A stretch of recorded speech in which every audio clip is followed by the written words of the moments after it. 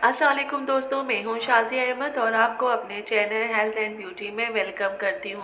उम्मीद है कि आप सब बहुत अच्छे से होंगे। जी दोस्तों, आज मैं बनाने जा रही हूं जैसे कि आप लोग जो है शायद पपौरी का सालन कहते हो, लेकिन हम लोग जो है इसको मोमबत्ती का सालन कहते हैं। और ये दो दालों से मिलके बनता है, या तो आप मूंग की दाल का बनाएं या फिर चने की दाल का।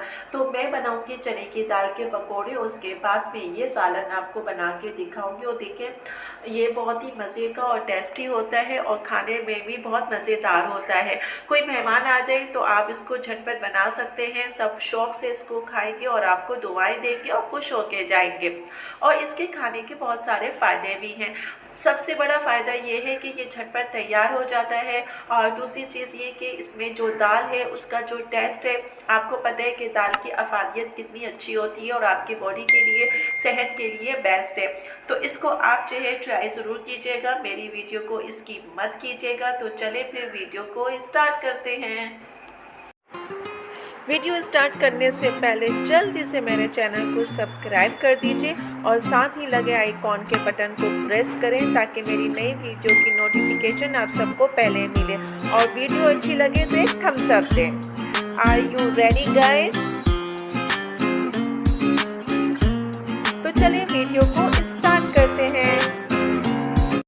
अच्छा, ये देखिए, मैंने आधा किलो के करीब दाल ली है। इसको मैंने जो है भिगो दी थी। अब भिगो के ये अभी हुई नहीं है। जब ये हो जाएगी तो फिर मैं इसको पीसूँगी। ये देखिए, अभी ये हुई नहीं है, ये हो गई है थोड़ी बहुत, लेकिन जब ये ज़्यादा मुलायम हो जाएगी उसके बाद फिर मैं इसको पीसूँगी और पीस के मैं इसके पकोड़े बनाऊँगी। और पकोड़ों के बाद फिर इसके बाद मैं बनाऊँगी सालन। आप इसको हम लोग इलाहाबादी हैं तो हम इसको जो है मोमबत्ती का सालन कहते हैं। आप पपौरी भी कहते हैं, पता नहीं क्या क्या कहते हैं इसको। तो आज हम इसका सालन बनाएंगे। कि ये मैंने जो है टमाटर, लहसुन, प्याज और इसका जो है और थोड़ी सी मैंने दही डाली आधा पाव के करीब। और मैंने इसको जो है जूसर में डाल के, ब्लेंडर में डाल के जो है मैंने पीस लिया है। और इसको अब मैं जो है सालन बनाऊंगी। कौन सा सालन? जो मैंने चने की दाल भिगोई थी उसके पकोड़े बनाऊंगी, उसके बाद फिर इसका सालन बनाऊंगी। अब आप लोग मूँग की दाल का बनाते हैं, लेकिन हमारे यहाँ चने की दाल ज़्यादा इस्तेमाल की जाती है और शौक़ से खाते हैं। तो इसलिए मैंने जो है चने की दाल को भिगोई है, उसके पकोड़े बना के फिर उसका सालन बनाऊंगी। अब आप लोग उसको भपोरे कहते हो, भपोरियों का सालन कहते हो, हम लोग तो इसको जो है मोमबत्ती का सालन कहते हैं, क्योंकि एक्चुअली हम लोग इलाहाबादी हैं तो इलाहाबादी में जो है यही कहा जाता है। अब आप लोग भपोरी का सालन कहें, फुल्कियों का सालन कहें, चने की दाल के पकोड़ों का सालन कहें, बात वही। मतलब आपने नाक पकड़नी है, चाहे घुमा के पकड़ो या सीधे पकड़ो, तो सीधे ही पकड़ लो भाई, जो भी है। खैर एनीवे, तो अब मैंने इसको देखिए ये पीस लिया है। पीस के अब मैं बताऊंगी कि फिर अब हमने क्या करना है। हो गया, मैंने इसमें थोड़ी सी मैं ये मेथी दाना डालूंगी और मेथी दाना जो है मैंने डाल दिया है। अब मैं इसके बाद ये मसाला डालूंगी।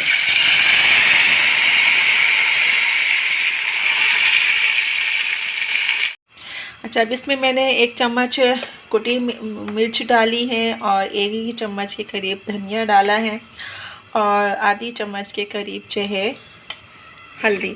अब मैं इसको अच्छी तरीके से मिक्स करूंगी और मिक्स करने के बाद फिर जो है मैं इसको 15 से 20 मिनट के लिए पकने दूंगी, क्योंकि जब ये पक जाएगा तो फिर उसके बाद हम जो हमने दाल के पकोड़े बनाएंगे वो हम इसमें डालेंगे और फिर ये सालन बन जाएगा। मैंने दिखाया था आपको कि टमाटर और लहसुन, अदरक और थोड़ी सी दही, उसका मैंने पेस्ट तैयार कर लिया था। अभी मैंने इसमें नमक वगैरह कुछ नहीं डाला है, वो लास्ट में डालती हूँ, आपको पता ही है। और अब मैं इसको जो है पकने के लिए रख दूँगी 15 से 20 मिनट। ये देखिए, हमारा अब ये जो है सालन अब ये रेडी हो गया, बस थोड़ा सा भुनाई बाकी है। जैसी ही भुनाई हो जाएगी तो हम इसमें शोरबा लगाएंगे। ये देखिए, इसकी कंसिस्टेंसी देखिए आप कितनी अच्छी है। ये देखिए, क्योंकि पहले अगर आप इसको पकाएंगे और फिर उसके बाद भुनाई करेंगे तो बहुत अच्छी भुनाई होती है और बहुत अच्छा सालन बनता है। और इस तरीके से आप बनाइएगा तो आपको भी अच्छा लगेगा। बस थोड़ा सा मैं भुनाई और करूँगी और भुनाई करने के बाद ही मैं इसमें शोरबा बनाऊँगी और मतलब ज़्यादा शोरबा नहीं, थोड़ा सा ही बनाऊंगी। 1 गिलास पानी में इसमें डालूंगी ताकि सही से ये शोरबा हमारा बन जाए। और फिर उसके बाद जब ये सालन तैयार हो जाएगा फिर मैं जो है पकोड़े इसमें जो है बाद में डालूंगी। और पकोड़े डालने के बाद क्या करना है वो फिर मैं आपको बाद में बताऊँगी। तो अभी हम इसकी भुनाई करते हैं। ये देखिए जितनी अच्छी भुनाई होगी। देखिए मैंने इसमें जो है अभी ना गरम मसाला डाला है, ना ही मैंने कोई और नमक डाला है। ये दोनों चीज़ें मैं हमेशा आखिर में डालती हूँ। तो जब ये हमारा भुनाई हो जाएगा, अच्छे तरीके से शोरबा हो जाएगा, तो फिर मैं नमक और जो है गरम मसाला इसमें डालूँगी। ये देखिए हमारा अब अच्छे तरीके से ये भुनाई हो चुका है। ठीक है, अब मैं इसमें क्या करूँगी, पानी डालूँगी और पानी डाल के मैं इसको जो है 15 मिनट तक पकाऊँगी, जब तक हम वहाँ पे अपने पकोड़े बनाएंगे। तो अब मैं इसमें पानी डाल के ये देखिए और इसको पकने दूँगी। पकने के बाद जो है जब तक ये सालन हमारा तैयार होगा शोरबा, जब तक हम जो है पकोड़े इसके तैयार कर लेंगे। तो देखिए तो इसको पकने देते हैं 15 मिनट, 10 से 15 मिनट, क्योंकि ये गलने वाला तो है ही नहीं। बुनाई हमारी हो चुकी है, सिर्फ हमने शोरबा इसको पकाना है। तो मैं इसको 15 मिनट जो है बनाऊँगी और उसके बाद जब तक मैं वहाँ पे मैं पकोड़े बनाती हूँ। पकोड़े बनाने के लिए मैंने आधा किलो चने की दाल ली है, उसको मैंने जो है भिगो दिया था। अब मैं इसको पीस लूँगी, पीस के फिर मैं इसमें मसाले डालूँगी। ये देखिए हमने पीस के इसको निकाल लिया है। मैंने इसमें हरी मिर्च, प्याज, ज़ीरा, कुटी मिर्च और जो है थोड़ा सा जो है हल्दी, ये सब डाल के मैंने इसको फेंट लिया है मतलब। अब इसके बाद इसके हम पकोड़े बनाएंगे और फिर उसके बाद आपको दिखाएंगे कि पकोड़े कैसे बनते हैं। ये देखिए अभी दूसरा ये हम बना रहे हैं और अभी ये भी रखा हुआ है। अभी ये तैयार नहीं है, तैयार हो जाएगा फिर मैं निकाल के दिखाऊंगी, क्योंकि मैं हल्की आंच पे बना रही हूँ, तेज़ नहीं है ना इसलिए। ये देखिए ये पकोड़े हमारे इतने से बचे हैं, सब ख़त्म हो गए, क्योंकि मैंने देखे इसमें पकोड़े डाले। और ये देखिए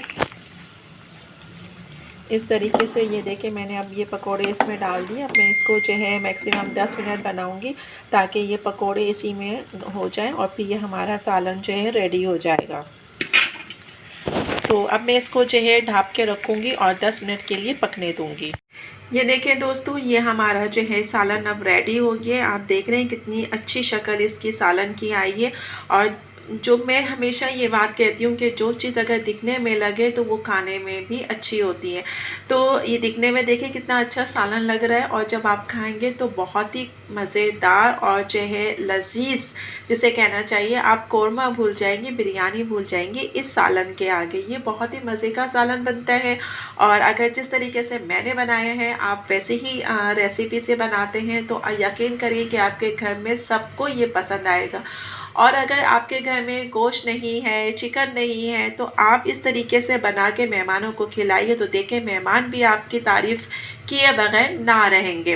तो इसको ज़रूर ट्राई कीजिएगा, बहुत ही मज़े का ये सालन होता है। अब आप लोग, जैसे कि मैं पहले भी कह चुकी हूँ कि मुझे नहीं पता कि अब आप लोग क्या कहते हैं। हम लोग जो है इलाहाबादी हैं और लखनऊ से ताल्लुक़ है, तो हम लोग इसको जो है मुँहबंदी का सालन कहते हैं।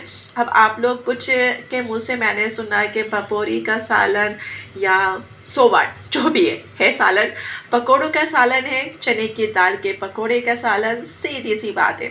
तो इसको ज़रूर ट्राई कीजिएगा, यकीनन आपको ये पसंद आएगा। और अगर पसंद आ जाए तो अपनी फैमिली और दोस्तों के साथ भी शेयर कीजिएगा।